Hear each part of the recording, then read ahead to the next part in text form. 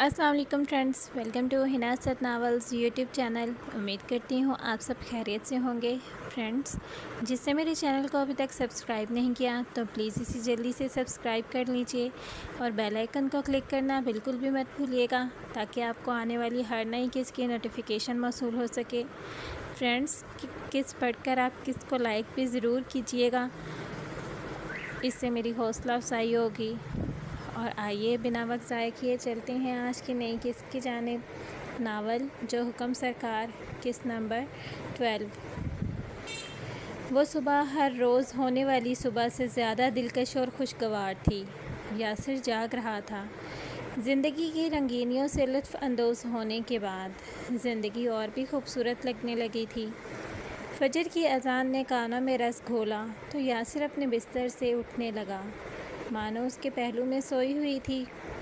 उसने प्यार से उसका सर अपने बाजू से उठाया तो वह थोड़ा सा कसमसाई और करवट बदल कर सो गई। यासिर ने वाशरूम में जाकर शावर लिया और बावज़ू होकर नमाज अदा करने लगा। सजदे में पहुंचा तो उसकी आंखें इज़हार तशक्कुर से छलकने लगीं। सजदे से उठने को दिल नहीं चाह रहा था। उसने रो रो कर सच्चे दिल से अपने परवरदिगार का शुक्र अदा किया। वो उस दिन को सोचने लगा जब वो इस शहर में दाखिल हुआ था और उसके पास कुछ भी नहीं था। वो खाली हाथ था। अगर फराज ना होता तो वो दर बदर की ठोकरें खा रहा होता। आज फराज तो नहीं था, लेकिन उसकी झोली खुशियों से भरी हुई थी। वो अल्लाह ताला की करम नवाजी पे तहे दिल से उसका शुक्रिया अदा करने लगा। महानूर ने उसके शाने पर आहिस्तगी से हाथ रखा तो यासिर ने पलट कर उसे देखा। खिल उठा। वो भी शावर लेकर आ चुकी थी, सर पे दुपट्टा नमाज के स्टाइल में लपेटे नमाज अदा करने के लिए तैयार खड़ी थी। उसने भी अल्लाह ताला का शुक्र अदा किया। नमाज से फरागत के बाद महानूर यासिर के पास आ गई। मेरा हक महर, उसने अपनी हथेली यासिर के सामने की। यासिर परेशान हो गया। उसकी पॉकेट में तो चंद सौ रुपये थे और वो चंद सौ रुपये तो उस हसीना का हक महर तो ना हो सकते थे। मेरे पास कुछ पैसे ही हैं, वो चाहो तो ले सकती हो, यासिर ने कहकर लब भींच लिए। ज्वेलरी और पैसे मेरा मुतालबा नहीं, वह मुख्तसरन बोली। तो फिर क्या चाहिए? यासिर ने सवालिया नज़रों से उसे देखते हुए पूछा। मैं तुम्हारी ज़ुबान में कुरान मजीद की तलावत सुनना चाहती हूँ, बस यही मेरा हक महर है। वो इश्क़ इलाही से सरशार थी। डंगर, तुमने तो मुझे परेशान ही कर दिया, वह मुस्कुरा कर बोला। मैं तुम्हारा हक महर अदा करने के लिए दिलो जान से तैयार हूँ। महानूर ने उसे कुरान मजीद पकड़ाया तो यासिर ने उसे चूमकर आँखों और सीने से लगाया। इसी किताब की बदौलत अल्लाह ताला ने उस पर रहम करके इनाम बख्शा था, महानूर की सूरत में। यासिर ने तिलावत शुरू की तो कमरे में अजीब सा सुकूत छा गया। कमरे से बाहर की फ़िज़ा भी खुशगवार हो गई थी। उसकी खुशुलहान आवाज़ सुनकर परिंदे चहचहाना भूल गए थे। हवा बाअदब हो गई थी। यासिर की आवाज़ आज मामूल से ज़्यादा ऊंची थी। आज उसे किसी की नींद में खलल पैदा होने का कोई ख़दशा नहीं था। आज उसको आवाज़ हल्की कर लो कहने वाला कोई नहीं था। महानूर के हक महर की अदायगी का जो तरीक़ा उसने सोचा था, यासिर ने उसका हक अदा कर दिया था। उसकी आवाज़ में आंसुओं की आमेज़िश ने अलग ही समा बांध दिया था। प्यारो मोहब्बत की दास्तान रकम करते यूं ही 4 दिन गुज़र गए थे। यूँ लगता था जैसे 2 पल ही गुज़रे हों। उन दोनों को अब कोई फ़िक्र नहीं थी, क्योंकि अब वो दोनों कानूनी और शरई तौर पर मियाँ बीवी थे। अगर मेरे सरकार का हुक्म हो तो खाकसार आपको कॉलेज छोड़ सकता है। यासिर आज वहाँ से जा रहा था। उसके लहजे में शौक़पन नुमाया था। ये कॉलेजों के इल्म अब मेरे लिए बेमायनी हो गए हैं सरकार। उसके लहजे में उदासी घुली हुई थी। वो उसके जाने पे अफसरदा थी। यासिर, ज़िंदगी के किसी भी मोड़ पर मेरा हाथ नहीं छोड़ना।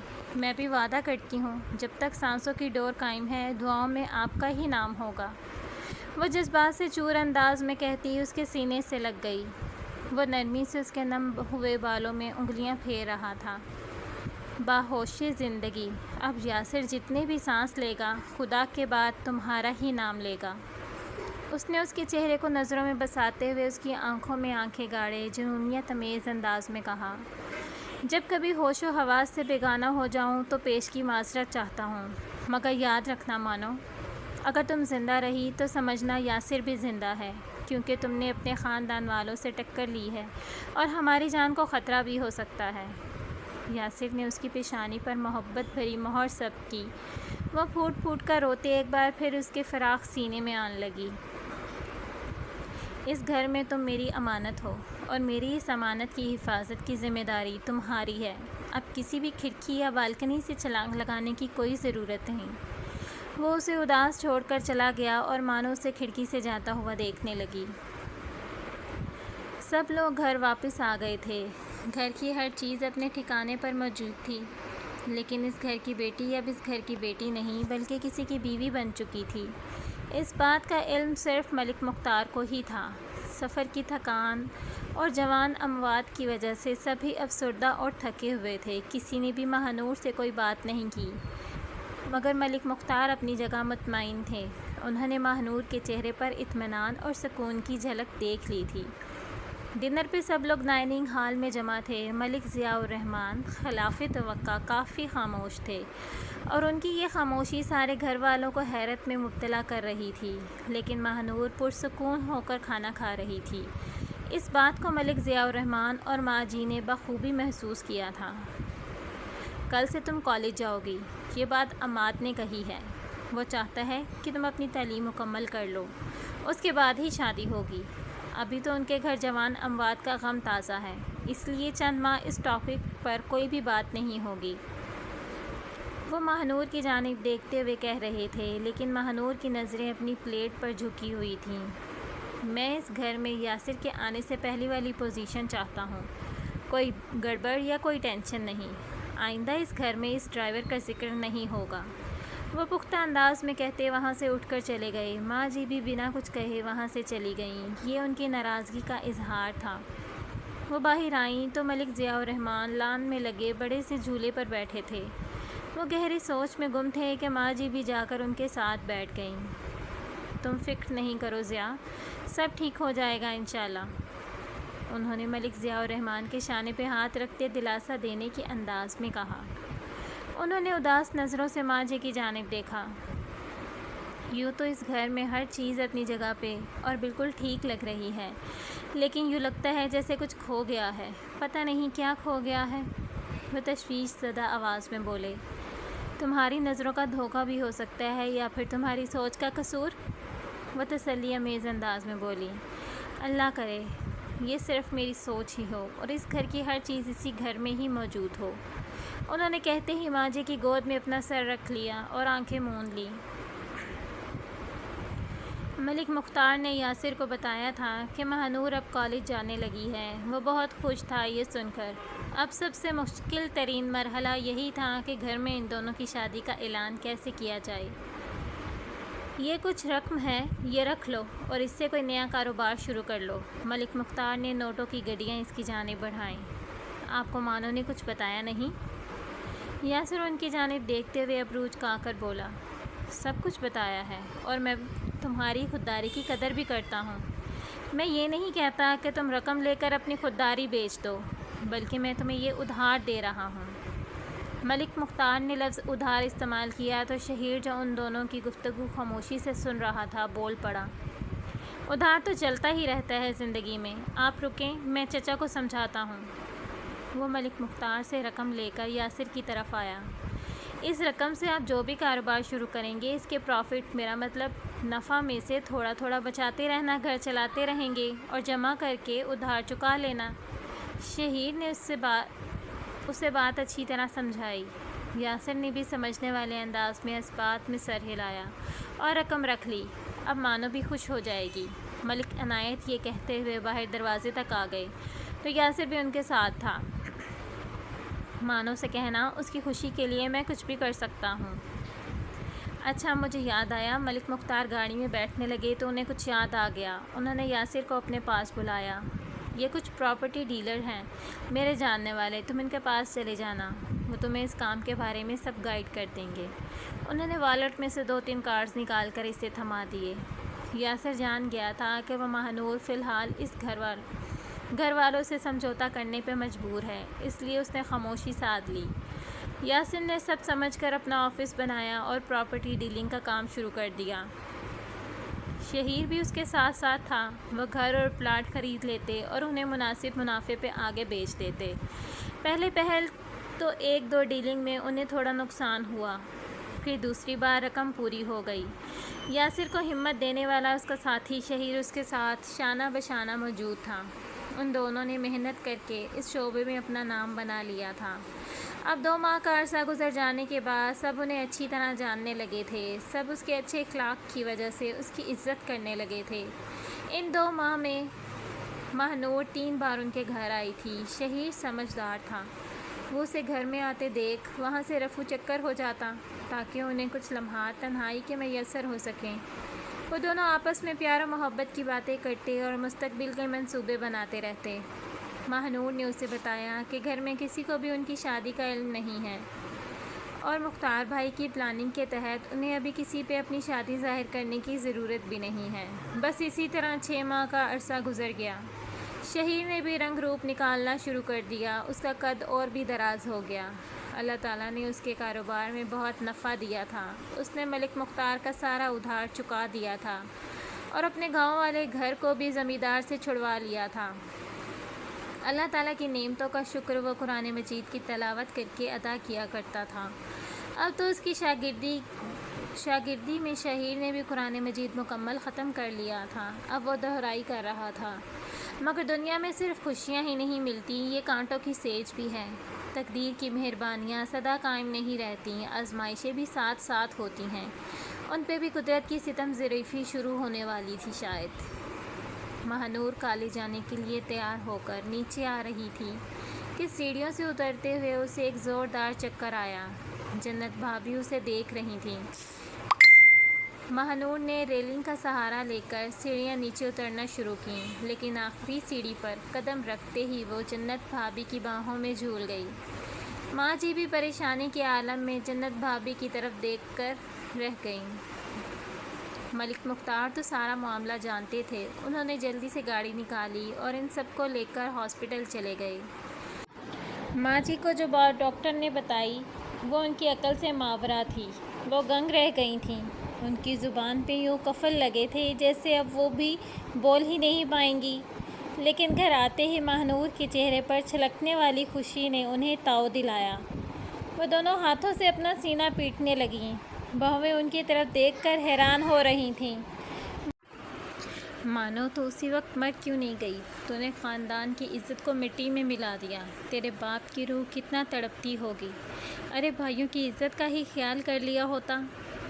وہ سینہ پیٹتے ہوئے بین ڈال رہی تھیں۔ وہ ہانپتے ہوئے رکیں تو جنت بھابھی نے ان کے منہ سے پانی کا گلاس لگایا۔ سویرا بھابھی بھی آگے بڑھیں۔ وہ زمین پہ ڈھہ سی گئیں۔ ماہنور سیڑھیوں میں کھڑی سب کچھ دیکھ اور سن رہی تھی۔ ملک مختار بھی ایک جگہ سر جھکائے کھڑے تھے۔ گھر میں کوہرام مچا ہوا تھا۔ بھابیاں بھی دنیا داری کی سمجھ رکھتی تھیں۔ اسے سارا معاملہ سمجھ کر انگشتیں بدندا رہ گئیں۔ ان کی کنواری ننند ماں بننے والی تھی۔ گھر میں واویلا مچا ہوا تھا کہ ملک ضیاء الرحمن اندر داخل ہوئے۔ ماں جی، وہ ان کی غیر ہوتی حالت دیکھتے تیزی سے ان کی جانب آئے۔ ہم برباد ہو گئے ضیاء۔ وہ بیٹے کو گلے لگا کر رونے لگیں۔ ان کا یہ کہنا تھا کہ وہ یہ سمجھے کہ خاندان میں مزید کوئی فوتگی ہو گئی ہے۔ حوصلہ کیجیے ماں جی، مجھے بتائیں کہ کیا ہوا ہے۔ وہ ماں جی کو حوصلہ دینے لگے کیونکہ وہ ابھی تک معاملے سے لا علم تھے۔ کس منہ اور کس زبان سے کہوں کہ میرے خاندان کی عزت کی دھجیاں اڑا دی گئی ہیں۔ وہ اپنی زبان سے انہیں کچھ بھی بتانے سے قاصر تھیں۔ انہوں نے انگلی کا اشارہ مانو کی طرف کیا۔ وہ اسے دیکھ کر شش و پنج میں مبتلا ہو گئے۔ کیا اس نے پھر سے خودکشی کی کوشش کی ہے؟ وہ سمجھ نہیں رہے تھے، تبھی ان کے لہجے میں جھنجھلاہٹ نمایاں تھی۔ مجھے صاف صاف بتایا جائے کہ ہوا کیا ہے۔ وہ جو ماں جی کے پاس گھٹنوں کے بل بیٹھے ہوئے تھے اٹھ کر کھڑے ہو گئے۔ بھابیاں اپنی اپنی جگہ سہم گئی تھیں، جبکہ مانو پورے طمطراق کے ساتھ آ کر صوفے پر براجمان ہو گئی تھی۔ آئیے میں آپ کو بتاتی ہوں۔ جنت بھابھی انہیں لے کر ایک طرف گئیں۔ ان کی گوہر افشانی سن کر ان کے کانوں کی لوئیں تک سرخ ہو گئیں، ان کی آنکھیں شعلے برسانے لگیں۔ کچھ دیر تک تو وہ اپنی بیوی کی طرف بے یقینی سے دیکھتے رہے، لیکن ماں جی کا رونا اور بین ڈالنا اس واقعے کی حقیقت ہونے کا ثبوت پیش کر رہا تھا۔ وہ یہ بات سن کر زمین میں دھنس جانا چاہتے تھے، لیکن ہر خواہش پوری ہونے کے لیے نہیں ہوتی۔ وہ آہستہ آہستہ چلتے ہوئے مانو کے قریب آئے اور مانو انہیں اپنے قریب آتے دیکھ اٹھ کر کھڑی ہو گئی۔ کون ہے؟ ان کی زبان نے جیسے انگارہ اگلا تھا۔ مانو ان کی طرف دیکھ کر رہ گئی۔ میں پوچھتا ہوں کون ہے؟ کون ہے وہ جس کے ساتھ تم نے منہ کالا کر کے خاندان کی عزت کو مٹی میں ملایا ہے؟ انہوں نے ماہنور کو خاموش دیکھ کر بالوں سے کھینچ کر جھٹکے سے سنگ مرمر کے فرش پر پٹک دیا۔ انہوں نے اس کی چیخوں کی پرواہ کیے بنا اپنی ٹھوکروں سے مارنا شروع کر دیا۔ بتاؤ کون ہے وہ جس کی اولاد ہے یہ؟ وہ اسے بنا رکے مارتے جا رہے تھے اور پوچھتے جا رہے تھے۔ ایک اور زوردار ٹھوکر سے مانو کے منہ سے درد بھری چیخ بلند ہوئی۔ وہ درد کی شدت سے بلبلا اٹھی تھی۔ اس نے اپنے پیٹ پہ ہاتھ رکھ لیا تھا جیسے وہ اپنے بچے کی حفاظت کر رہی تھی۔ وہ گرتی پڑتی اٹھ کر کھڑی ہو گئی۔ ملک ضیاء الرحمن اس کی جانب خونہ شام نگاہوں سے دیکھ رہے تھے۔ یاسر! مانو کے منہ سے نکلنے والے الفاظ سن کر ملک ضیاء الرحمن کے پیروں تلے زمین کھسک گئی۔ انہوں نے پلٹ کر ایک زناٹے دار تھپڑ اس کے منہ پر دے مارا تو وہ کئی فٹ دور جا گری۔ ملک مختار جو کافی دیر سے اس تماشے کو برداشت کر رہے تھے، آ کے ملک ضیاء الرحمن کے سامنے کھڑے ہو گئے۔ ان کا انداز انہیں روکنے اور سمجھانے کا تھا، لیکن ملک ضیاء الرحمن نے انہیں بھی پیچھے پھینک دیا۔ اس وقت ان کے سر پہ خون سوار تھا۔ وہ مانو کی طرف بڑھے جس کا سر صوفے کے کنارے پر لگنے کے باعث خون آلود ہو گیا تھا۔ تم نے زمین کو آسمان سے ملانے کی کوشش کی ہے، اتنا گھٹیا کام! ان کی سانسیں پھولی ہوئی تھیں۔ انہوں نے اسے مارنے کے لیے ایک بار پھر ہاتھ اٹھایا تو مانو نے ان کا ہاتھ بیچ راستے میں ہی پکڑ لیا تو ملک ضیاء الرحمن کی آنکھوں کی پتلیاں حیرت سے پھیل گئیں۔ اپنی طاقت اور مردانگی کا گھمنڈ سنبھال کر رکھیے! وہ حلق کے بل چلائی تھی۔ ان کا ہاتھ نیچے ہوا تو مانو نے بھی اپنا ہاتھ نیچے کر لیا۔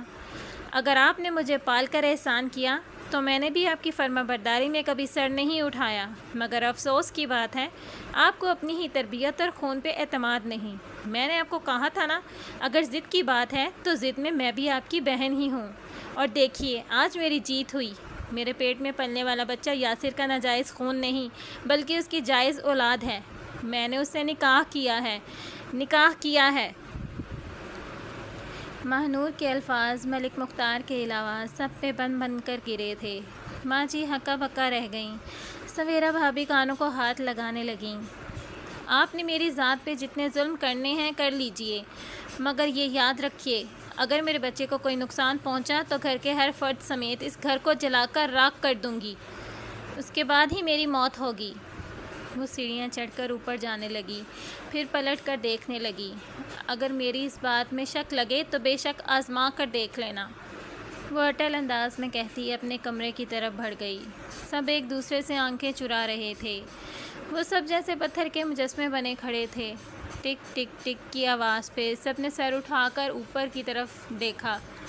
مانو اپنا سوٹ کیس لیے سیڑھیاں نیچے اتر رہی تھی۔ ان سب کو ایک بار پھر جھٹکا لگا۔ وہ اسے دیکھنے لگے۔ میں نے اچھا کیا یا برا؟ میں یہ جانتی ہوں کہ میں نے اچھا ہی کیا ہے۔ وہ سب کے چہرے بار بار دیکھ رہی تھی۔ اب یہ بات یقیناً آپ کے لیے دکھ اور ذلت کی بات ہوگی۔ وہ چلتی ہوئی ماں جی کے پاس پہنچی اور ان کی جانب دیکھتے ہوئے بولی، مجھے معاف کر دیجیے گا ماں جی، میں آپ کو دکھ دیکھ کر رخصت ہو رہی ہوں۔ آنسو چھلکنے لگے۔ ماں جی ممتا پھر تڑپ اٹھی، لیکن بات خاندان کی عزت اور وقار کی تھی، سو وہ آنسو پینے کی کوشش میں لگ گئیں۔ میں یہ بھی جانتی ہوں میری اس رخصتی میں کسی کی بھی دعائیں شامل نہیں، وہ کہتی ہوئی ملک ضیاء الرحمن کی جانب آئی۔ آپ نے میری محبت، میرے جذبات کو اپنی دولت کے ترازو میں تولنے کی کوشش کی تھی، لیکن آپ کی یہ زمین و جائیداد میرے پیار کی راہوں میں آپ کی نفرت اور خاندانی روایات کی زنجیر نہ بن سکی، وہ کہتے ہوئے دروازے کی طرف بڑھی۔ چند قدم چل کر رکی، پھر پلٹ کر بولی، میں سب کچھ یہیں چھوڑ کر جا رہی ہوں۔ اگر میرے پاس کچھ ہے تو وہ آپ کے ساتھ گزرے ہوئے پل، آپ کی یادیں، بس یہی میرے پاؤں کی زنجیر ہوگا۔ میں یہ رشتے ناطے کبھی بھول نہیں پاؤں گی، لیکن زندگی کے سفر پہ نئے بننے والے رشتے کا احترام ضرور چاہوں گی۔ یہ کہہ کر وہ باہر نکل گئی۔ ماں جی کے لب پھڑپھڑائے لیکن کام کر رہ گئے۔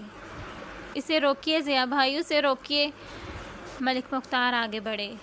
میرا اس سے کوئی رشتہ نہیں، وہ فیصلہ کن انداز میں بولے تو ملک مختار اس کے پیچھے دوڑ کر باہر نکلے۔ تب تک وہ گیٹ تک پہنچ چکی تھی۔ مانو رک جاؤ، وہ ملک مختار بھائی کی آواز سن کر رک گئی۔ آخر کو وہی تو اس گھر میں اس کے محسن تھے۔ ان کے قریب پہنچی تو وہ مانو ان کے گلے لگ کر رو پڑی۔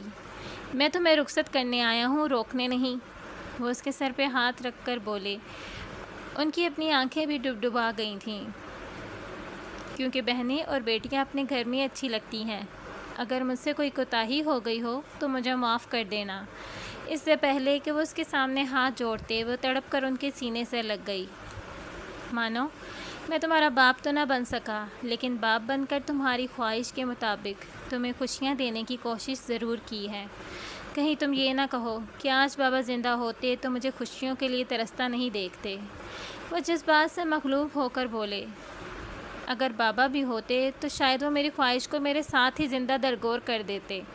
بھیا، آپ نے تو وہ کیا ہے جو کوئی بھی نہیں کر سکتا۔ آپ واقعی میرے محسن ہیں، لیکن ایسا محسن جسے اپنوں کی نفرت کے پتھراؤ کا ڈر رہتا ہے۔ میں نہیں چاہتی میری وجہ سے آپ بھی سب کی نفرت کا سامنا کریں۔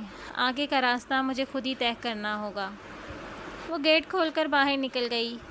ماں جی کی رونے کی آواز پہ ملک مختار نے پیچھے دیکھا۔ سبھی وہاں کھڑے مانو کی رخصتی کا منظر دیکھ رہے تھے۔ مانو کی رخصتی ہو گئی تھی، لیکن کسی بھائی نے اس کی ڈولی کو کاندھا نہیں دیا تھا۔ یہ کیسی رخصتی تھی جو دلہا کے بغیر ہوئی تھی؟